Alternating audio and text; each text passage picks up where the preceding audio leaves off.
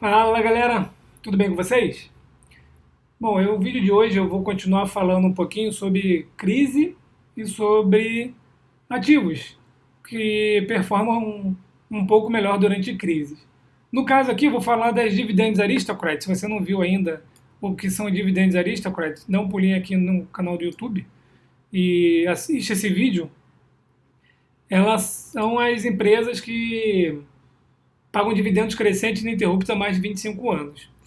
Então, aqui nesse vídeo eu mostro um pouco dessas empresas, né?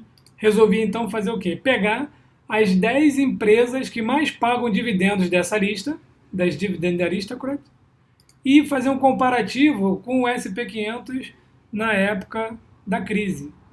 Então vou lembrar que esse canal ele é apenas de estudo, a ideia aqui é só conversar sobre os investimentos, as estratégias, então ele não é nenhuma recomendação de compra em momento de crise ou até em momento de calmaria. Aqui nós vamos ver como que os ativos se comportaram. Então o que eu fiz? Eu peguei o gráfico do SP500, esse aqui é o gráfico do SP500, e pode ver aqui, ó, né? Desde lá da época da crise, e fiz o seguinte, peguei o ápice profundo, né, digamos assim, da crise, coloquei 2 anos antes, 2 anos depois, e vou fazer o comparativo. Então, esse aqui está o gráfico, coloquei no período de 2 anos aqui, tracei essa linha vermelha aqui, que foi o mínimo, né, depois da crise ali, durante a crise, 2008, 2009, ali, até 2010. E aí coloquei 2 anos antes, 2 anos depois, aqui estão as porcentagens, e agora nós vamos olhar como que os ativos se comportaram. Então, o primeiro da lista, da Dividend Aristocrat, que paga mais dividendos, é a AT&T. Estou colocando aqui o gráfico da AT&T, a gente percebe, né, que durante a crise, lá no fundo da crise, né, o SP500 estava numa performance aqui de menos 47%. Então, considerando o zero aqui 2 anos antes, então, né, quase menos 50% aqui. E já a AT&T estava em menos 35%. Então, né, sofreu menos do que o SP500. E 2 anos após, o AT&T estava em menos 22%, enquanto o SP500 estava em menos 5%, menos 5,89% aqui. Ó. Então, quer dizer, durante, né, o momento ali, o pior momento da crise, a AT&T ficou melhor do que o índice, e 2 anos depois o índice estava muito melhor do que a AT&T. A próxima, eu vou clicar aqui porque depois eu vou mostrar o gráfico, é a BBV, mas ela não aparece aqui no gráfico na crise. Então nós vamos ver em relação um pouco mais para frente. Pulando para a terceira, então, nós temos a ExxonMobil. Então, de novo, aqui é o zero. A ExxonMobil, na época da crise, ó, lá né, no menos 47 ali do SP500, a ExxonMobil estava em menos 5,27. E 2 anos após esse momento aqui, ela já estava em 19% positiva. Então, a ExxonMobil foi bem resiliente aí ao período de crise lá em 2008/2009. O próximo é a PBCT, People United Financial. Então, representado por essa linha laranja, teve aqui no pior momento da crise menos 17%, e depois ela continuou ruinzinha aqui, ó. Lembrando que ela ainda é uma dividend aristocrat. Então, 2 anos após, ela estava em menos 37, enquanto o SP500 estava em menos 5. Né? Mas também estamos falando de uma financeira e o momento não foi muito bom para essa parte de finanças. Né? Então, essa daqui, no pior momento da crise, ela até que se segurou, mas depois ela ficou muito, 32% de diferença com o SP500 aí. A próxima é a Cardinal Health, então saúde, né? Falei no outro vídeo que saúde é um pouco mais resiliente. Nós temos lá o XLV, que é um ETF da parte de healthcare, pode ver no vídeo anterior. Então, saúde representado pelo amarelinho, ela sofreu mais do que o SP500, né? Foi para menos 53%. 2 anos após, já estava em menos 17%, deu uma boa recuperada, mas ainda assim ficou abaixo do SP500. A próxima é a Leggett Plaque, Então, esse verdinho aqui, acompanhando bem aqui o SP500 no pior momento aqui, e 2 anos depois já estava um pouquinho no positivo, estava aqui em 3,15, estava um pouquinho melhor que o SP500. Depois dela nós temos a Chevron, representada por essa linha azul aqui. Então a gente percebe aqui que é de igual maneira a ExxonMobil, ficou aqui muito resiliente durante a crise, né? Então, enquanto a SP500 estava em menos 47, a Chevron estava ali em menos 11. 2 anos após, olha lá, olha para onde foi a Chevron, mais 50%. Então, né, quem estava posicionado na Chevron nesse momento aqui não ficou muito desesperado, né, provavelmente. Vendo tudo cair, a Chevron subir, depois ela caiu só um pouquinho e depois disparou mais 50% nos próximos 2 anos. A outra é a Ark Daniels Midland, né, representado por essa linha, esse outro tom de azul aqui. Ó. Então, olha, essa aqui tem uma variação fortíssima. Vai lá em cima, depois desce. Mas no pior momento da crise também estava aqui se segurando muito melhor do que o SP500 e 2 anos depois já estava em 8,24% no positivo. Depois nós temos aqui a Consolidated Edison, por essa linha rosa aqui, que também se mostrou aqui mais resiliente, bem mais resiliente que o SP500, ela está bem aqui, ó. E 2 anos após, 2,88% no positivo. E por último, fechando essa relação aqui das 10, nós temos aqui a WBA, Walgreens Boots Alliance, que é representada por essa linha verde, que é aparecendo agora aqui. Então, estava ali bem próximo do SP500, essa daqui, e 2 anos após também muito próximo aqui ao SP500. Então, também vou dizer que foi resiliente, ficou ali junto com o SP500, mas né, nada de se desesperar. Lembrando que a AT&T ela tem um yield médio de 6%. Então, se a gente observar aqui, ó, esse que vai piscar agora, AT&T, ela sofreu menos aqui e pagando um bom dividendo, né? E a que menos sofreu, que foi a ExxonMobil, essa daqui, ó, e depois subiu bastante aí.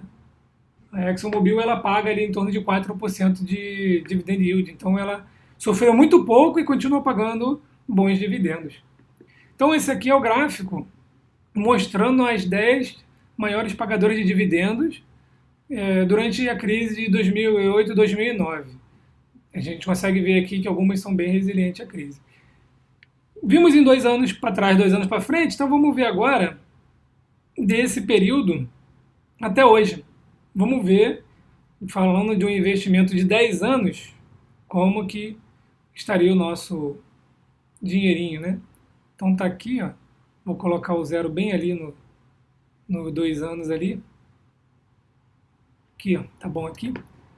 E vou colocar tudo de novo aqui para poder ficar menos poluído. Então, a gente começa aqui com a AT&T. Observem a AT&T. Né? Então, 2 anos após eu estava nessa posição aqui e hoje, depois de 10 anos de alta aí do SP500, né? Que a gente observar aqui, ó, 2 anos antes da crise, para hoje o SP500 subiu 112%. Se a gente pegar aqui o ápice da crise, vamos colocar aqui ó, o ápice da crise, mais um pouquinho para cá, tá bom aí, difícil colocar aqui, aí tá bom. A gente tem, olha, 308%, né, a subida aqui do SP500. Então aqui está no marco zero, então subindo ali. O que a gente pode observar aqui então da AT&T?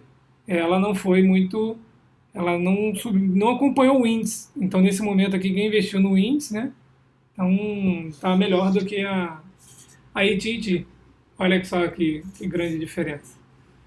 Pulando aqui para a BBV, que não apareceu lá naquele comparativo, mas ela aparece aqui a partir de 2012, né? Então também teve uma boa alta aqui, mas depois ela teve uma queda e está se igualando ali com o SP500. A próxima, então, é a ExxonMobil. A gente observa aqui que ela performou muito bem aqui, né, até 2 anos depois da crise, e depois ela se manteve aqui numa linha média, enquanto o S&P 500 disparou. Já People United Financial está aqui, representado pelo laranja, caiu bastante até 2 anos da crise e depois se manteve de lado ali, e hoje está aqui em menos 20%. A próxima é a Cardinal Health, setor de saúde, né? Então ela veio recuperando um pouquinho até 2 anos e depois ela continuou recuperando, chegou até aqui em cima em mais de 75% e depois entrou numa queda e hoje está ali em torno de menos 6,44%. A Leggett Platt, esse verdinho aqui, subiu bastante e hoje está 61%. Mas repare que nenhum deles bateu o S&P 500 até agora, né? Só temos aqui a BBV que se igualou ao índice. A próxima é a Chevron. Lembra que a Chevron teve um excelente desempenho até 2 anos após? Então, está aqui ela por esse azul, continuou subindo, depois teve uma boa queda e hoje está em 81%, que também não chegou no S&P 500. A próxima é Archer Daniels Midland, representado por esse outro tom de azul aqui mais claro, que veio caminhando aqui e também ficou bem descolado do S&P 500 aqui em 18%. A penúltima, né, que é a Consolidated Edison, representado por esse rosa aqui, então ele subiu bastante, igualando aqui, né, com a Chevron. Por último, nós temos aqui o All Green Boots Alliance, representado por esse tom de verde, aqui, e ele subiu bastante, mas depois caiu, então está aqui em 22%. Então, botando de novo aqui as 10 maiores pagadoras de dividendo, nesse período de 2 anos antes da crise até hoje, a gente percebe que somente a BBV igualou ali com o S&P 500 praticamente. Todos os demais ficaram abaixo do índice.